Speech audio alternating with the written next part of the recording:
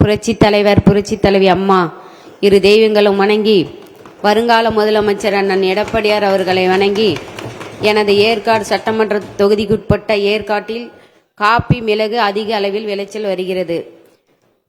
வெளி வியாபாரிகள் மூலம் குறைந்த விலையில் கொள்முதல் செய்கிறார்கள். எனவே அரசு நேரடி கொள்முதல் செய்து இளைஞர்களுக்கு வேலை வாய்ப்பு வழங்கிட காப்பி தொழிற்சாலை அமைத்து கொடுத்தே ஆக வேண்டும் என்று கேட்டுக்கொள்கிறேன். மாண்புமிகு அமைச்சர் அவர்கள். சேலம் மாவட்டம் ஏற்காடு தொகுதியில் சுமார் 7000 ஹெக்டேர் பரப்பில் காப்பி பயிரிடப்பட்டு வருகிறது. ஏறத்தாழ 10,400 மெட்ரிக் டன் அளவு காப்பி கொட்டை இப்போது சாகுபடி செய்து உற்பத்தி செய்யப்படுகிறது. சேலம் மாவட்டத்தில் காப்பித்தூள் தயாரிக்கிற 157 குறுந்தொழில் நிறுவனங்களும் ஒரு பெரிய நிறுவனம் இயங்கி வருகிறது. இந்த நிறுவனங்கள் மூலமாக கிட்டத்தட்ட 1500க்கும் மேற்பட்டவர் வேலைவாய்ப்பை பெற்று வருகிறார்கள்.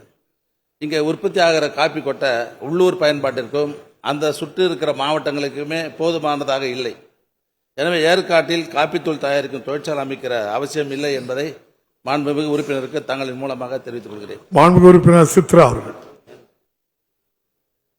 மாண்புமிகு பேரவைத் தலைவர் அவர்களே, காப்பி தோட்ட தொழிலாளர்களுக்கு அங்கு உள்ள எஸ்டேட் ஓனர்கள் தினக்கூலியாக 380 வழங்குகிறார்கள்.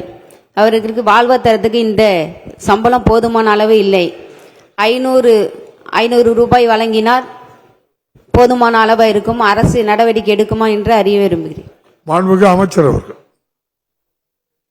தொழிலாளர் நலத்துறையின் சார்பாக தான் இந்த கூலி நிர்ணயம் பண்றதுன்னா தொழிலாளர் நலத்துறை தான். மாண்புமிகு பேரவைத் தலைவர் அவர்களே, தமிழகத்தில் குறிப்பிட்ட பகுதிகளில் சில விளைபொருட்கள் குறிப்பிட்ட காலத்தில் மிக அதிக அளவில் விளையும்.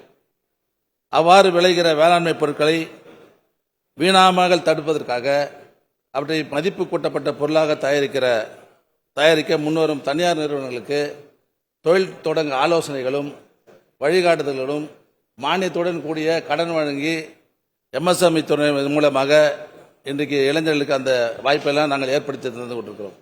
கடந்த 4.5 வருஷத்தில் சேலம் மாவட்டத்தில் மட்டும் 95 கோடியே 15 லட்சம் ரூபாய் மானியத்துடன் 380 கோடி 20 லட்சம் ரூபாய் வங்கிக் கடன் வழங்கப்பட்டு 2357 தொழில் முனைவர்களை தொழில் தொடங்க வைத்திருக்கிறோம். அது இல்லாமல் 4 கோடி 50 லட்சம் ரூபாய் மானியத்துடன் 9 கோடி 75 லட்சம் ரூபாய் வங்கிக் கடன் வழங்கப்பட்டு 98 மலைவாழ் மக்களை பழங்குடியினரை இன்றைக்கு தொழில் முனைவராக நாங்கள் உருவாக்கிறோம் என்பதை நான் தெரிவித்துக் கொள்கிறேன்.